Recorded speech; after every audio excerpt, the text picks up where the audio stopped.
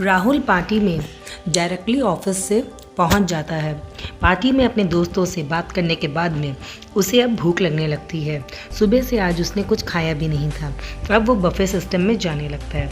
जाके देखता है तरह तरह के व्यंजन हैं। बहुत एक्साइटेड होके अपनी प्लेट उठाता है और पूरे प्लेट में सारे ही व्यंजन भर लेता है।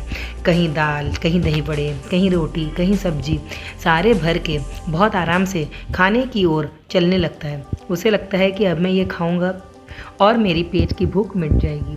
बहुत एक्साइटेड हो जाता है क्योंकि वो एक्चुअली में काफ़ी ज़्यादा भूखा था।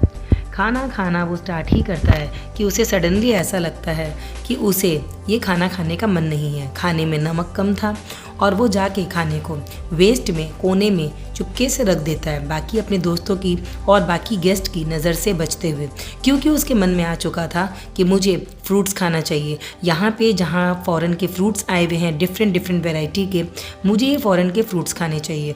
और इन फ्रूट्स के अलावा यहाँ पे डिफरेंट वैरायटी शेक्स भी है, milk shake, mango shake, chocolate flavour के, कहीं चेरी, कहीं कुछ। इतने फ्लेवर के शेक्स देख के, इतने फ्लेवर के जूस देख के उसे लगने लगता है कि ये रोज़ का खाना, रोज़ की दाल रोटी तो मैं घर पे भी खाता हूँ, क्यों ना मैं ट्राई करूँ और मुझे खा के ज़्यादा ही मज़ा आए। और उसके बाद में वो खाने लगा।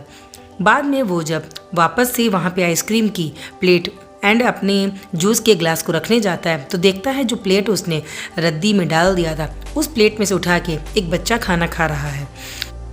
बच्चे को देखते ही राहुल कह पड़ता है कि भला तुम ये खाना कैसे खा सकते हो, खाने में धूल भी लग चुकी है। मैंने तो ये खाना साइड में रख दिया था क्योंकि इसमें नमक भी कम था, शायद तुम्हें भी ये पसंद ना आए, तुम इसे क्यों खा रहे हो।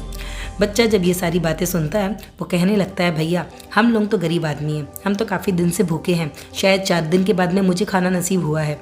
मैं तो ये सब खाना देखता ही नहीं हूँ, मुझे कम नमक या ज़्यादा वो तो पता ही नहीं चल रहा, बस पेट में जो जा रहा है बहुत आनंद मिल रहा है।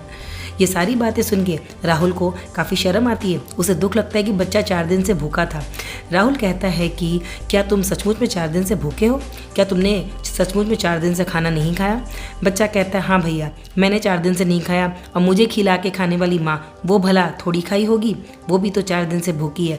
मैं तो इतना भूखा था कि यहीं खाने लग गया, बचा हुआ खाना अपनी माँ के लिए लेके जाऊँगा। हम तो गरीब आदमी हैं, हमारे नसीब में एक सूखी रोटी भी नहीं होती। कभी कभी सूखी रोटी के साथ में एक प्याज का टुकड़ा दे देती है मेरी माँ, जो मैं और मेरी माँ मिलके खा लेते हैं। गरीबों की ज़िंदगी ऐसी ही होती है, हमें थोड़ी ना प्रकार प्रकार के व्यंजन मिलते हैं। इतने प्रकार के व्यंजन तो शायद मैंने कभी देखा ही नहीं है। मैं इसमें से बचा के अपनी माँ के लिए भी ज़रूर ले जाऊँगा। एक सूट लड़के को शर्म आती है। उसने कहा कि क्या मैं तुम्हारे लिए जलेबी ला दूँ, अंदर में बहुत प्रकार की मिठाई रखी हुई है, जलेबी उनमें से मुझे सबसे ज़्यादा पसंद आई, बहुत ज़्यादा स्वादिष्ट और बहुत ज़्यादा ताज़ी है, क्या मैं तुम्हारे लिए जलेबी ला दूँ। बच्चे के मन में लालच आया, पर उसने कहा कि भैया जलेबी, मिठाई ये सब तो हम जानते ही नहीं, रोटी सब्जी जो हमें मिल जाए बासी खुशी वही खा के हम खुश हो जाया करते हैं। हम ये सब खाने तो देखते भी नहीं, हमें इन चीज़ों का नसीब होता ही नहीं।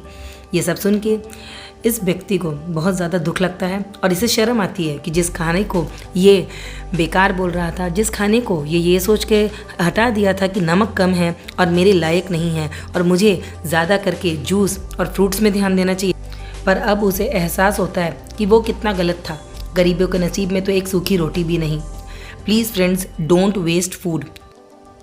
खाना बर्बाद मत करिए, उतना ही लीजिए जितने की ज़रूरत है। किसी के नसीब में 2 सूखी रोटी भी नहीं। वीडियो अच्छा लगा हो तो लाइक करिए, सब्सक्राइब करिए। Neha Khaitan, thank you.